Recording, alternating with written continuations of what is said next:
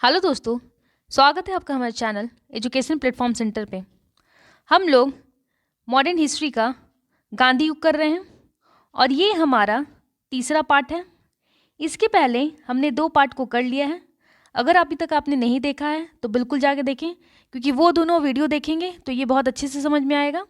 तो बीच से अगर अभी तक नहीं देखा है तो देख लीजिए, क्योंकि बीच से देखेंगे तो थोड़ा बहुत नहीं समझ में आएगा।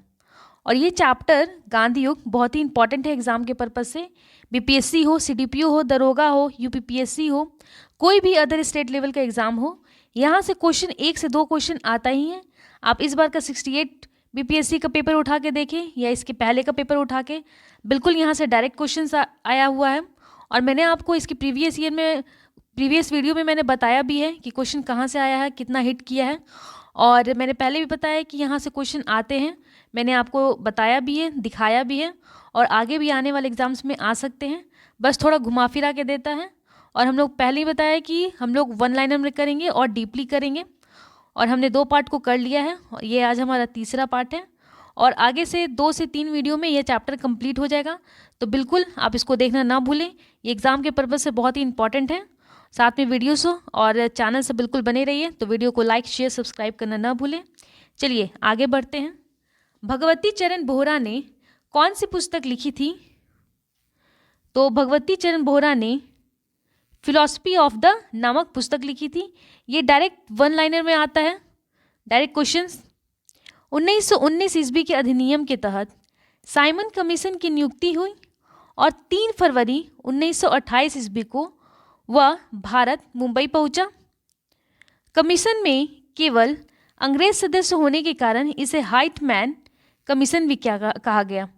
ये इसमें केवल कौन से सदस्य शामिल थे? तो अंग्रेज सदस्य शामिल थे, और इसके कारण इसको क्या कहा गया? तो हाइटमैन कमीशन कहा गया। और बिल्कुल आपका अभी तक जितना भी पढ़ाई हुआ है, आपको सारे का PDF आपको टेलीग्राम चैनल पर मिल जाएगा, और टेलीग्राम का लिंक आपको डिस्क्रिप्शन बॉक्स में मिल जाएगा। तो बिल्कुल वहाँ से आप टेलीग्राम से ज्वाइन हो जाइए। और मैंने पहले भी बताया था कि हम लोग का साइंस का भी वीडियो लगातार चल रहा है और हर सब्जेक्ट से वीडियो आ रहे हैं एग्जाम के पर्पज से। तो साइंस का भी हमने लगभग 1600 क्वेश्चंस के आसपास कर लिया है 1 लाइनर में, और आने वाले टाइम पे और 3000 के आसपास हम लोग करेंगे। उसके बाद फिर से साइंस का जो 1 लाइनर रहेगा, क्वेश्चन आंसर रहेगा, लगभग 10,000 के आसपास हम लोग करेंगे। तो बिल्कुल, और हर वीकली टेस्ट भी आता है, तो आप बिल्कुल जाकर टेस्ट भी देखें। और हर सब्जेक्ट से वीडियो आए हुए हैं, तो बिल्कुल आप एग्ज़ाम की अगर तैयारी सीरियसली कर रहे हैं तो बिल्कुल चैनल से बने रहिए। चलिए आगे बढ़ते हैं। साइमन कमीशन के 7 सदस्यों में से एक भी क्या थे? भारतीय नहीं थे। मैंने ऊपर भी बताया कि क्या सारे अंग्रेज थे, जिसके कारण भारत में सभी जगह उसका विरोध किया गया। किंतु जस्टिस पार्टी मद्रास और यूनियनिस्ट पार्टी पंजाब ने कमीशन का क्या किया? समर्थन किया। 30 अक्टूबर 1928 ईस्वी को लाहौर में साइमन आयोग के विरुद्ध प्रदर्शन करते समय पुलिस की लाठी से कौन घायल हो गए? लाला लाजपत राय घायल हो गए और बाद में उनकी मृत्यु हो गई। तो बिल्कुल ये पहले भी एग्जाम्स में यहाँ से क्वेश्चन आया हुआ है। 30 अक्टूबर 1928 ईस्वी को कहाँ पे? तो लाहौर में साइमन आयोग के विरुद्ध, किसके विरुद्ध? साइमन आयोग के विरुद्ध लाहौर में 30 अक्टूबर 1928 ईस्वी को विरोध प्रदर्शन करते समय पुलिस की लाठी से लाला लाजपत राय घायल हो गए और बाद में उनकी मृत्यु हो गई।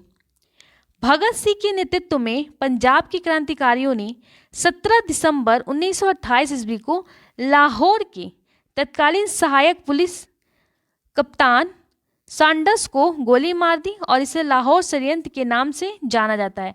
तो यहाँ से भी क्वेश्चंस आया हुआ है पहले कि भगत सिंह ने किसको गोली मार दी? तो 17 दिसंबर 1928 ईस्वी को लाहौर के तत्कालीन सहायक पुलिस कप्तान सैंडर्स को गोली मार दी और इसे क्या नाम दिया गया? तो इसे लाहौर षड्यंत्र के नाम से जाना जाता है। यहाँ से बिल्कुल क्वेश्चन आए हुए हैं। आप बिल्कुल प्रीवियस ईयर को पेपर सॉल्व कीजिए और यहाँ पढ़िए। आप बिल्कुल आपको पता चल जाएगा कि कहाँ से क्वेश्चन आते हैं, कहाँ से नहीं आते हैं।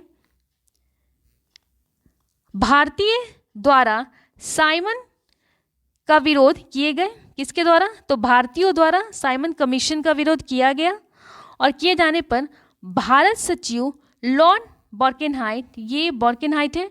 बॉर्केनहाइट ने भारतीयों को संविधान बनाने की क्या दी, चुनौती दी।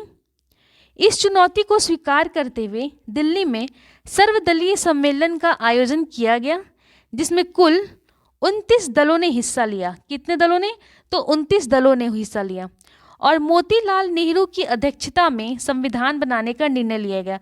तो यहाँ से भी बिल्कुल क्वेश्चन आते हैं कि किसके समर्थन में संविधान बनाने का निर्णय लिया गया, तो मोतीलाल नेहरू की अध्यक्षता में। किसकी अध्यक्षता में, तो मोतीलाल नेहरू की अध्यक्षता में संविधान बनाने का निर्णय लिया गया। और इसके अन्य सदस्य थे सर तेज बहादुर सुप्रू, सुभाष चंद्र बोस, MS सरदार, मंगल सिंह, अली इमाम और GR प्रधान। किसकी अध्यक्षता में, तो मोतीलाल नेहरू की अध्यक्षता में। और इसके अन्य सदस्य कौन थे, तो सर तेज बहादुर सुप्रू, सुभाष चंद्र बोस, MS सरदार, मंगल सिंह, अली इमाम, GR प्रधान आदि। तो इसके सदस्य भी पूछते हैं और किसकी अध्यक्षता में हुआ था, तो वो भी पूछता है। कितने दलों ने, तो 29 दलों ने। नेहरू रिपोर्ट को अंतिम रूप से अगस्त 1928 ईस्वी को सर्वदलीय सम्मेलन में स्वीकार किया गया। और इस सम्मेलन की अध्यक्षता किसने की थी, तो डॉक्टर अंसारी ने की थी। रिपोर्ट में डोमिनियन स्टेट्स को पहला और पूर्ण स्वराज को दूसरा लक्ष्य घोषित किया गया। तो रिपोर्ट में डोमिनियन स्टेट्स को क्या किया गया, पहला और पूर्ण स्वराज को दूसरा लक्ष्य घोषित किया गया। मुस्लिम लीग के अध्यक्ष अली जिन्ना ने कुछ दिन बाद नेहरू रिपोर्ट को अस्वीकार कर दिया। और नेहरू रिपोर्ट से सिख लोग भी असंतुष्ट थे। तो कौन लोग असंतुष्ट थे, तो जिन्ना तो थे ही, साथ में सिख लोग भी असंतुष्ट थे। जिन्ना ने नेहरू रिपोर्ट के विकल्प के रूप में मार्च 1929 ईस्वी में 14 सूत्री मांग पत्र प्रस्तुत किया। कितने सूत्री मांग, तो 14 सूत्री मांग पत्र प्रस्तुत किया। और यहाँ से भी क्वेश्चंस आते हैं। 1928 ईस्वी में बारदोली आंदोलन की सफलता के बाद वहाँ की महिलाओं ने वल्लभ भाई पटेल को सरदार की उपाधि दी थी। तो ये भी पूछता है और पूछा भी हुआ है कि सरदार की उपाधि कहाँ पे और किन्हें मिला था, तो 1928 ईस्वी में बारदोली आंदोलन की सफलता के बाद वहाँ की महिलाओं ने वल्लभ भाई पटेल को सरदार की उपाधि प्रदान की। दिसंबर 1929 में लाहौर में जवाहरलाल नेहरू की अध्यक्षता में कांग्रेस का अधिवेशन हुआ, जिसमें पूर्ण स्वराज का लक्ष्य घोषित किया गया। किसका लक्ष्य घोषित किया गया, तो पूर्ण स्वराज का लक्ष्य घोषित किया गया। 31 दिसंबर 1929 ईस्वी को रात के 12 बजे रावी नदी के तट पर जवाहरलाल नेहरू ने तिरंगा फहराया। और ये बिल्कुल यहाँ से भर भर के क्वेश्चंस आते हैं, आप बिल्कुल यहाँ से एक भी मिस नहीं कीजिएगा। 31 अक्टूबर 1929 ईस्वी को रात के 12 बजे कहाँ पे, तो रावी नदी के तट पर, ये बहुत ही इंपॉर्टेंट है, रावी नदी के तट पर जवाहरलाल नेहरू ने तिरंगा झंडा फहराया। और इसी अधिवेशन में 26 जनवरी 1930 ईस्वी को प्रथम स्वाधीनता दिवस के रूप में बनाने का निश्चय किया गया। तब से प्रत्येक वर्ष 26 जनवरी को स्वतंत्रता दिवस के रूप में मनाए जाने की परंपरा शुरू हुई। तो ये भी एक बात क्लियर हो गया कि क्यों शुरू हुई थी और 26 जनवरी को ही स्वतंत्रता दिवस क्यों मनाया जाता है। तो बिल्कुल ये लाइन आप बिल्कुल याद रखें। गांधी जी ने इरविन एवं रैमजे मैकडोनाल्ड को के सम्मुख 31 जनवरी 1930 ईस्वी को 11 सूत्री प्रस्ताव रखा। 14 फरवरी 1930 ईस्वी को साबरमती में कांग्रेस की एक बैठक में गांधी जी के नेतृत्व में सविनय अवज्ञा आंदोलन चलाने का निश्चय किया गया। गांधी जी 12 मार्च 1930 ईस्वी को अपने 78 समर्थकों के साथ, बिल्कुल ये बहुत ही इंपॉर्टेंट है, 78 समर्थकों के साथ साबरमती आश्रम से 385 किलोमीटर दूर स्थित डांडी के लिए प्रस्थान हुए। और लगभग 24 दिन बाद 6 अप्रैल 1930 ईस्वी को डांडी पहुंचकर गांधी ने समुद्र तट पर नमक कानून तोड़ा और सविनय अवज्ञा आंदोलन की शुरुआत की। लेकिन 5 मई 1930 ईस्वी को गांधी को गिरफ्तार कर लिया गया। और यहाँ से भी ये क्वेश्चन बहुत बार पूछे हुए हैं कि कितना दिन लगा, कब से शुरू हुआ, कब खत्म हुआ, और यहाँ से क्वेश्चन देखने को मिल ही जाते हैं। सुभाष चंद्र बोस ने गांधी की डांडी मार्च की तुलना नेपोलियन की एल्बा से पेरिस यात्रा से की थी। किसने की थी? तो सुभाष चंद्र बोस ने। 1929 ईस्वी में सविनय अवज्ञा आंदोलन के समर्थन में उत्तर पश्चिम सीमांत प्रांत के नेता खान अब्दुल गफार खान सीमांत गांधी में कौन सा आंदोलन चलाया था? तो लाल कुर्ती आंदोलन चलाया गया था। लाल कुर्ती आंदोलन चलाया था। किसने चलाया था? तो लाल खान बहादुर अब्दुल खान ने। 5 मार्च 1931 को गांधी एवं वायसराय इरविन के मध्य समझौता हुआ, जिसे दिल्ली पैक्ट के नाम से भी जाना जाता है। गांधी इरविन समझौते के बाद गांधी जी ने सविनय अवज्ञा आंदोलन वापस ले लिया और लंदन में होने वाले द्वितीय गोलमेज सम्मेलन में भाग लेने पर सहमति व्यक्त की। तो मैं जितना 3 गोलमेज सम्मेलन हुआ था और मैं तीनों को शॉर्ट्स में अगले वीडियो में बिल्कुल बताऊंगी। आज जितना हो रहा है उतना पॉसिबल है, जितना हम लोग कर दे रहे हैं, और हम लोग अगले वीडियो में गोलमेज सम्मेलन को शॉर्ट्स में बिल्कुल देखेंगे अच्छे से, और कहाँ से क्वेश्चन आते हैं, कहाँ से नहीं आते हैं, और कितने क्वेश्चंस आए हुए हैं बिल्कुल हम वहाँ से देखेंगे, और वो आपको बिल्कुल क्लियर हो जाएगा। और वहाँ से क्वेश्चन अगर आते हैं तो आपका बिल्कुल भी नहीं छूटेगा। 1931 ईस्वी में सरदार वल्लभ भाई पटेल की अध्यक्षता में हुई कांग्रेस के कराची अधिवेशन में गांधी इरविन पैक्ट को स्वीकार किया गया एवं इसी समय गांधी ने कहा था कि गांधी मर सकता है परंतु गांधीवाद नहीं। तो कब कहा था, किसने कहा था? बिल्कुल यहाँ से आता है, और ये पूछता भी है कि गांधी मर सकता है परंतु गांधीवाद नहीं, ये कब कहा गया था और किस अधिवेशन में कहा गया था?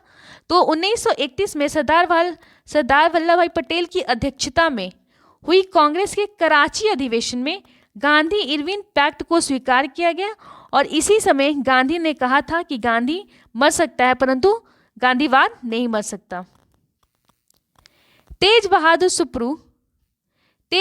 सुप्रू एवं M.R. जयकर के प्रयास से 5 मार्च 1931 को गांधी इरविन समझौता हुआ था। प्रथम गोलमेज सम्मेलन में लंदन में 12 नवंबर 1930 ईस्वी को ब्रिटिश प्रधानमंत्री रैमजे मैकडोनाल्ड की अध्यक्षता में आरंभ हुआ, जिसमें कांग्रेस ने भाग नहीं लिया और न ही देश के कोई बड़े नेता शामिल हुए। अंबेडकर व जिन्ना के अलावा सिर्फ ब्रिटिश शासित प्रांतों के 16 प्रतिनिधियों ने ही भाग लिया। तो बिल्कुल यहाँ से पूछा हुआ है क्वेश्चन, कितने प्रतिनिधियों ने? तो 16 प्रतिनिधियों ने ही भाग लिया। अंततः यह बैठक निरर्थक साबित हुआ। द्वितीय गोलमेज सम्मेलन लंदन में 7 सितंबर 1931 को आरंभ हुआ। गांधी ने इस सम्मेलन में कांग्रेस के एकमात्र प्रतिनिधि के रूप में सरोजनी नायडू के साथ भाग लिया, किंतु यह सम्मेलन सांप्रदायिक प्रतिनिधियों के कारण असफल रहा। गांधी ने दलित नेता अंबेडकर की इस मांग का विरोध किया कि अछूतों को हिंदू समुदाय से अलग एक अल्पसंख्यक समुदाय का दर्जा दिया जाए। तो बिल्कुल चलिए, और ये आगे का काम आपका है, बिल्कुल इसे करना ना भूलें। तो वीडियो को लाइक, शेयर, सब्सक्राइब करना ना भूलें। हम लोग मिलते हैं इसके अगले पार्ट में नए कंटेंट के साथ। Thank you.